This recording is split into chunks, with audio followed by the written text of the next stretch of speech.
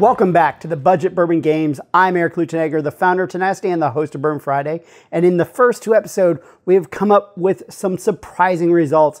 If you haven't watched those, go check them out now. Spoilers in 3, 2, 1. Okay, in the first episode, we had Very Old Barton 80, came out on top. That was a surprise for me. It's not something I drink a lot. In the second round, we had Evan Williams Green Label that came out on top. It pulled strong into that top slot. And in this round, we have 4 more 80 proof bourbons. So let's get started. Again, everything here has been at least attempted to randomly arrange. I haven't really touched these in a couple hours. Mix them up, couple hours, mix them up. I'm getting a lot more fruit notes off of this than off of what we have previously had. But again, these have been sort of aerating in the glass.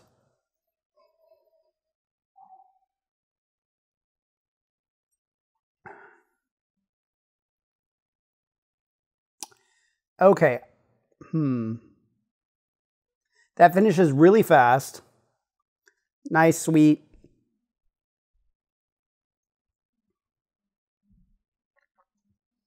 Virtually no alcohol burn. I might know what this is, but I'm not going to guess yet. I'm going to guess yet. Okay.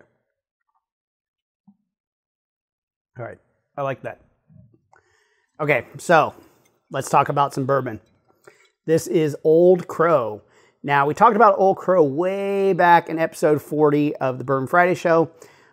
It's one of the earliest bourbon brands, and its namesake, James C. Crow, Dr. James C. Crow, Scottish Immigrant, started distilling in the 1830s and has been loosely credited for perfecting the sour mash process. Everything up here is sour mash. There's sweet mash, but everything up here is sour mash. One of my favorite anecdotes about Old Crow is that it was the favorite of Ulysses S. Grant. There's a famous legend about Grant's critics complaining about his drinking. And upon hearing this, President Lincoln supposedly replied, "By the way, gentlemen, can either one of you tell me where General Grant procures his whiskey? Because if I can find out, I will send every general in the field a barrel of it."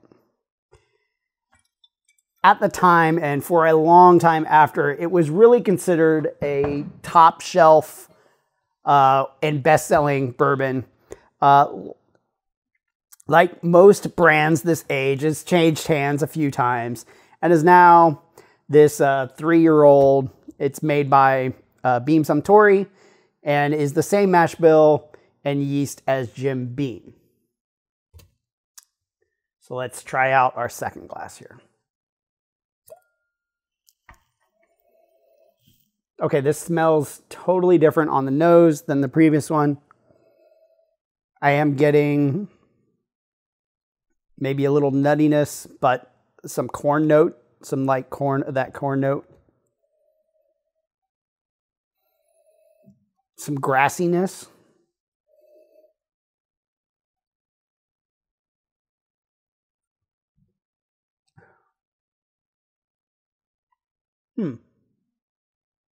Okay. Nothing wrong with this. Not as sweet as the last one.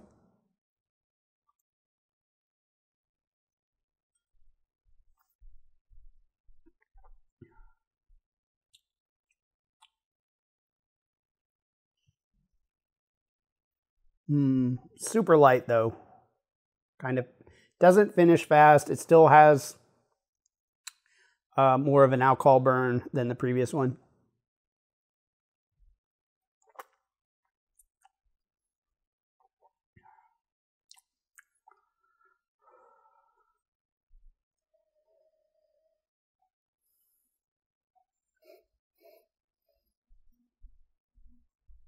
Not bad. Okay. That brings us over to Zackariah Harris. This is another Barton brand made by Glenmore Distillery. similar to what we had last time with the Kentucky Tavern. This will actually be, in this tasting, my first time having Zack Harris. So I wonder which one it will be. And here's the thing about Zack Harris. You can look high and low for information on the lore of Zack Harris. But guess what? You won't find any because it's an entirely made up name. The brand was introduced around 2011. So basically, they wanted an old bourbon dude's name on the bottle. So they made one up for this 3-year-old bourbon.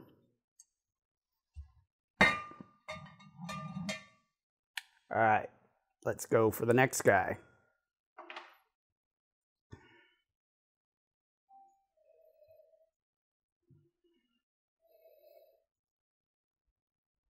Similar, I think that's that rye I'm picking off of both of these.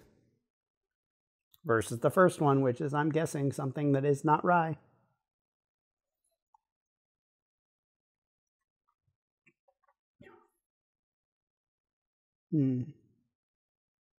Okay.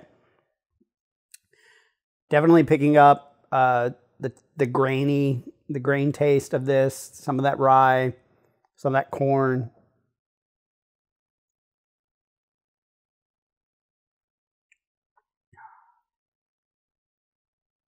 I don't mind this. Ooh, I got like a little banana there.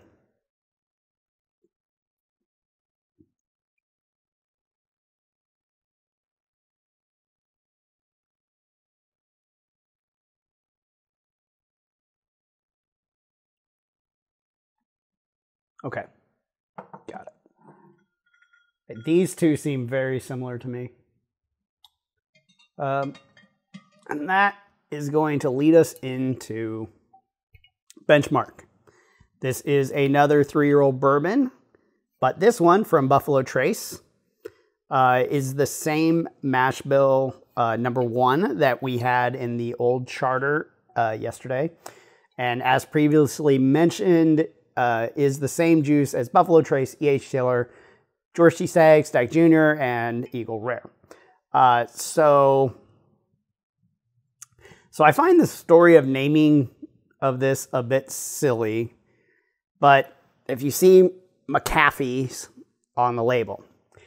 In 1773, 3 McAfee brothers left Virginia to explore the territory that would later become known as Kentucky.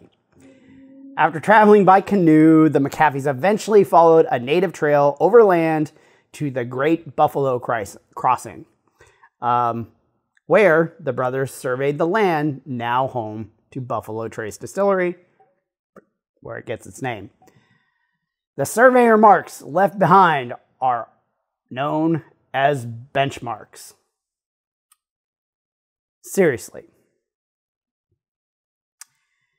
Except fun fact, this brand was actually created by Seagram's in the late 1960s as a luxury brand, but wasn't purchased by Sazerac, wasn't purchased by Sazerac until 1992.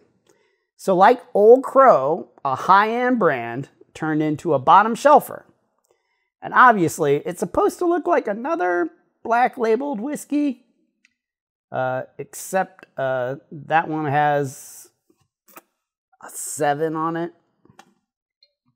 Jack Daniels, y'all.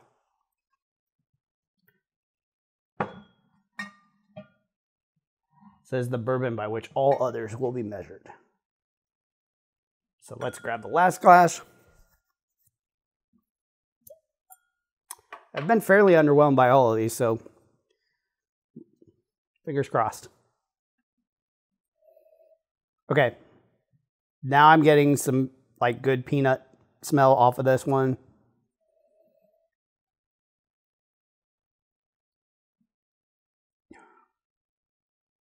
Okay, that's quite nice. I mean, getting that some of the banana melony sort of soft, what I like to call soft fruit, non-orchard fruit.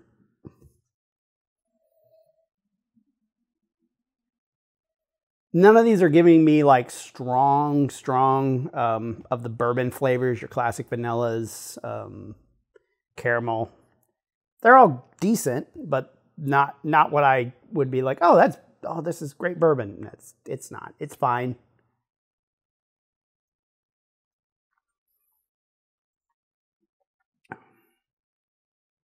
Okay. Now,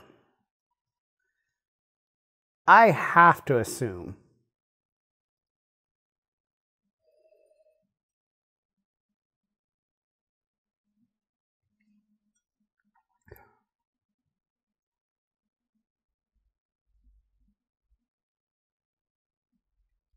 okay. I'm pretty sure I know what that is. I just need to decide whether I prefer that to the other ones. And guess what I think it is? Finally, that brings us to Rebel Yell, or perhaps it's just Rebel now, I think. This is the only wheated bourbon in the games, and the only 4-year-old up here, which should be making this competition a little interesting, and it is. I'm sure you're saying, hey, that's not cheaper than any of those. That's not a budget bourbon. Here's the thing. I can go to any Schnucks here in St. Louis and buy this $14.99 on sale every day of the week. I've never not seen it $14.99 here in St. Louis. Maybe that'll change. I'm not sure whether it's a holdover of Luxco being here or not, but I'll take it, $14.99 all day. Now, the whiskey in this bottle specifically, was likely made by Heaven Hill. It only says distilled and aged in Kentucky, bottled for Lux Row Distillers, Bardstown, Kentucky. But now my understanding is that it is being made by Lux Row in Bardstown.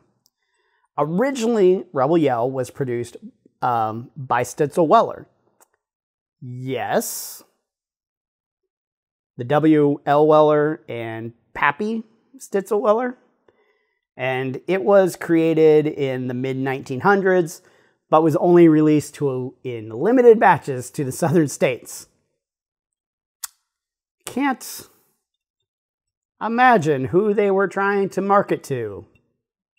Can't imagine in the southern states. In 1972, the brand was purchased by a St. Louis company that would eventually become Luxco. By the mid-'80s, it was in wide distribution.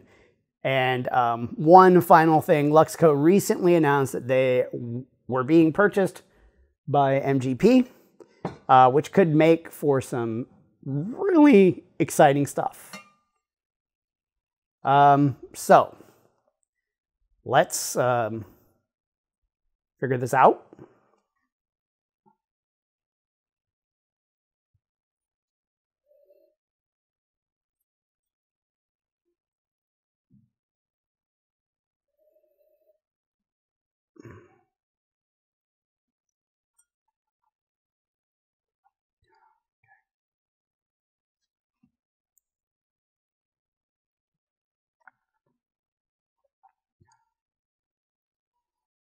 I'm getting more of the classic bourbon flavors out of this. At least I'm getting the cherry note out of this guy.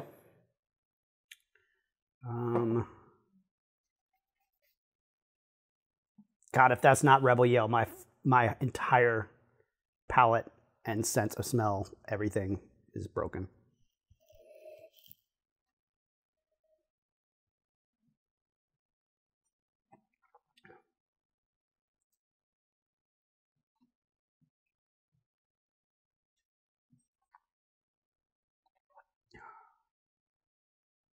Oh, there's a little vanilla there. Like back to back, I got a little bit of vanilla out of this.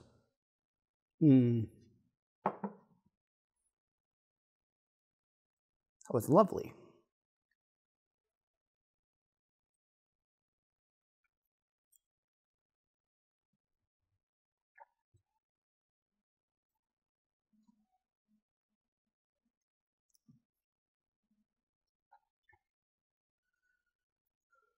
I don't know.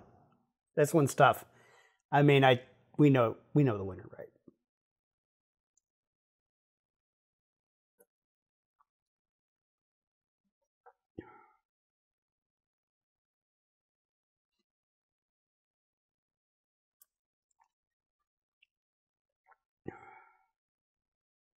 Okay.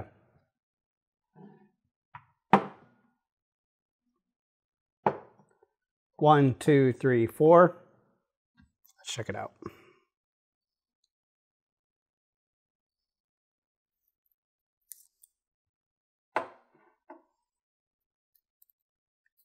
What? Okay, my palette is broken, y'all. Because that says Rebel Yell on it. And I was convinced from jump that was Rebel Yell. What is happening? What is happening? What? I don't. I don't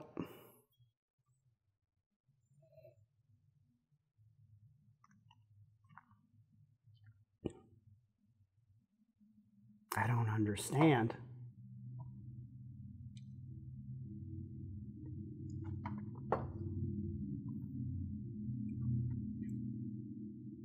Yeah, no, that's better.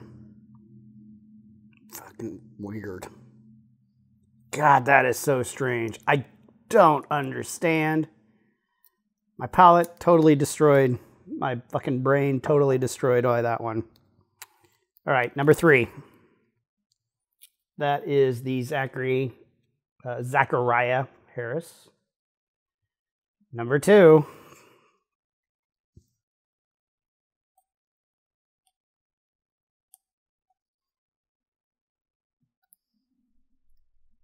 God, I can't believe that last one was Rebel Yell. I can't believe it. All right. This is the Old Crow, which that makes Benchmark the winner. And I know a lot of people hate on Benchmark, but of the Buffalo Trace cheap stuff, I think it wins.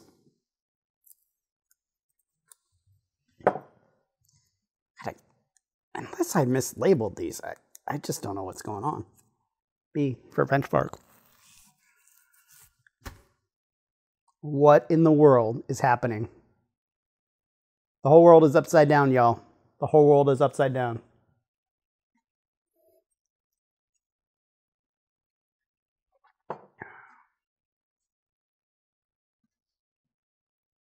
What is happening?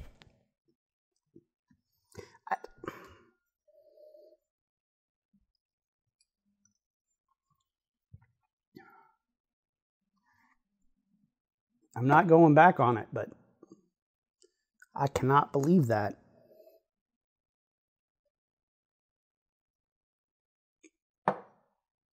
I might have to just non-blind taste test these later.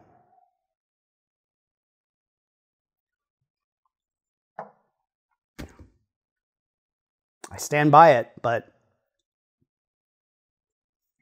I would have swore up and down that was going to be Rebel Yell. Granted, Rebel Yell is not something I drink normally, so I was just going off of like what I think of with wheat, and also that I like wheated bourbon enough, but usually only in high proof, so. All right then. So, coming up though, I'm excited for this one because we are getting to leave the 80 proofs behind. And we're going to determine whether that EW bottle and bond stacks up to the other offerings. Do you think it'll win this heat against the regular Evan Williams, Ezra Brooks, or Very Old Barton? Do you think it's going to win everything? Let me know in the comments. And I hope you join us next time, Thursday afternoon, for the next episode of the Budget Bourbon Games. It wasn't Rebel Yell. Crazy. I'll see you then. Hey, thanks for watching. We truly hope you enjoyed it. Please like and share this episode, and if you haven't yet, hit that subscribe button. It really helps us out. To stay up to date, follow us on social. We are at Bourbon Fridays on Facebook, Twitter, Instagram, LinkedIn, and TikTok. See you next time.